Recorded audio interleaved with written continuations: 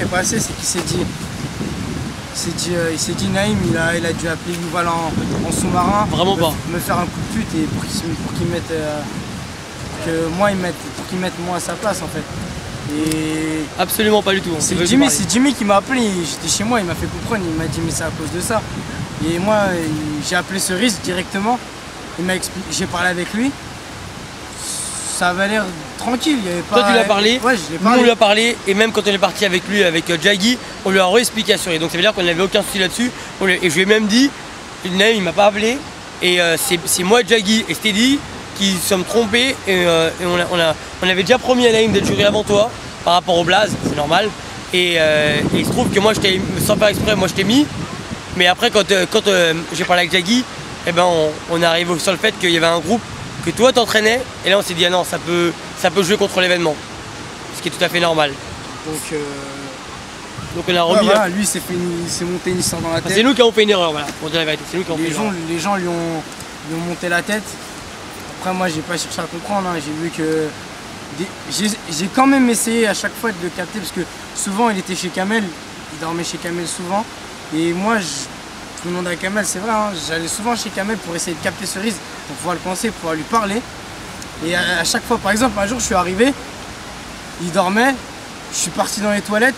Le temps que je suis parti dans les toilettes, j'ai entendu la porte de sortie claquer. Je suis ressorti, j'ai dit il est où? On m'a dit il est parti.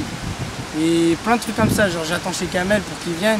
Finalement il vient pas, il m'appelle Kamel et je l'appelais, il répondait pas, il raccrochait. Après, suite à ça, on se parlait plus. Après il y a une réunion au McDo. Il y a une réunion au McDo avec toute la RK. Il arrive en face, Jimmy nous a dit bon, vous avez des choses à dire, dites les choses en face. Moi j'ai regardé, je lui ai dit ce que je pensais, je lui ai dit ce qu'il y avait comme problème. J'attendais qu'il me réponde, qu'il me dise quelque chose, il me disait rien du tout. En fait il voulait pas dire les choses, il voulait pas dire ce qu'il pensait en fait. Et voilà, il avait pas le courage, moi j'ai dit ce que je pensais. Maintenant, après je trouve que c'est beaucoup un prétexte, le problème de moi. Peut-être que tu veux te barrer, t'as d'autres trucs, tu veux te barrer, mais tout mettre sur mon dos après c'est autre chose. Donc voilà. Après voilà, je sais pas.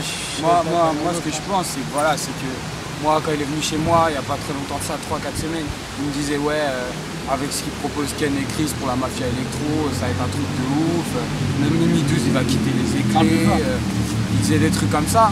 Moi je pense que voilà, le gars c'est juste qu'il a pas les couilles de dire voilà il me propose un truc, j'ai pas envie de le refuser, je suis intéressé, voilà je pense à l'argent et tout. C'est tout, c'est facile de le dire. Maintenant il l'assume pas et jusqu'à aujourd'hui il va pas l'assumer puisqu'il n'y a pas plus tard qu'hier. À Châtelet on m'a encore dit qu'il nous avait dit clairement qu'il partait, soi-disant, à Trixie. Et il a dit ça à Trixie.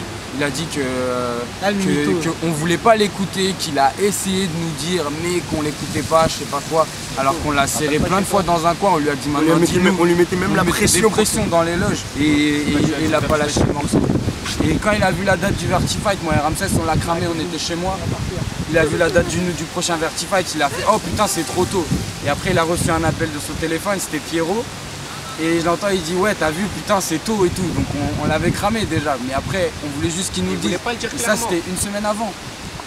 Mais ouais, c'était pas encore membre de la RK moi. Ouais. Mais genre il attendait que Kamel il sorte pour me dire ouais peut-être je vais aller dans la mafia. Une fois que Kamel il rentrait, eh ben, il disait plus rien.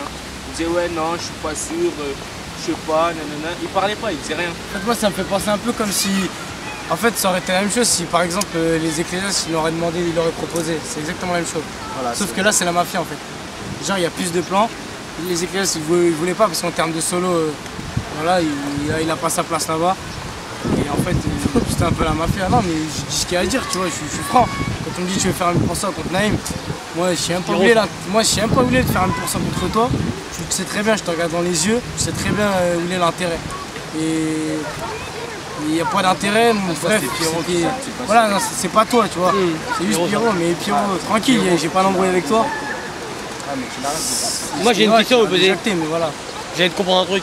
Là j'ai vu sur la prochaine formation de la mafia électro au championnat de France, j'ai entendu dire qu'il y aurait peut-être Yastos. Vous voyez comment l'histoire vous? Non, Yastos il a quitté l'RK, il a été honnête, il a dit ses raisons, il a envoyé un texto à tout le monde, on n'a rien à lui envier.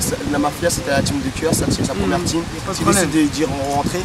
il n'y a pas de souci, on ne voit pas. Vous auriez vu Yastos par exemple là, il n'y a pas eu de souci. C'est clair qu'on a été vexé qu'il part. Ça nous a, parce que c'était un élément essentiel. C'est un élément essentiel. On le regrette toujours qu'il soit parti parce que rien qu'à l'heure d'aujourd'hui, on en aura encore besoin. Mais comment dire, mais voilà, il a fait les choses proprement, il a été honnête.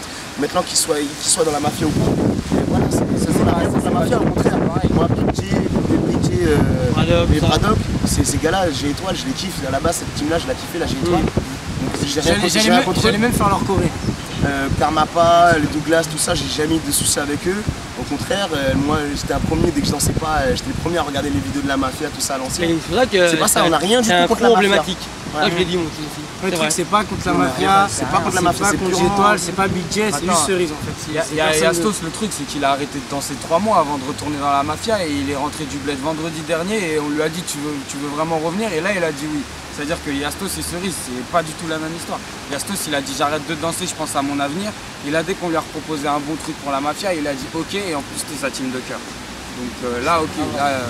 Si Cerise serait parti dans Electro Street, on n'aurait rien dit.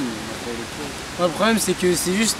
Moi, Cerise, j'avais une bonne affinité avec lui, mais le pire, pour moi, ce que je me dis, franchement, c'est un truc de bâtard ce qu'il a fait, c'est par rapport à Jimmy, par rapport à Kamel.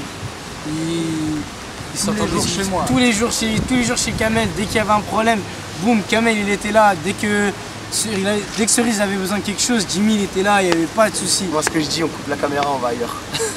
Mais reprise. Reprise. Moi pour résumer ce qu'on disait, on ne pense pas les raisons de Cerise, je pense que c'est pas des vraies raisons.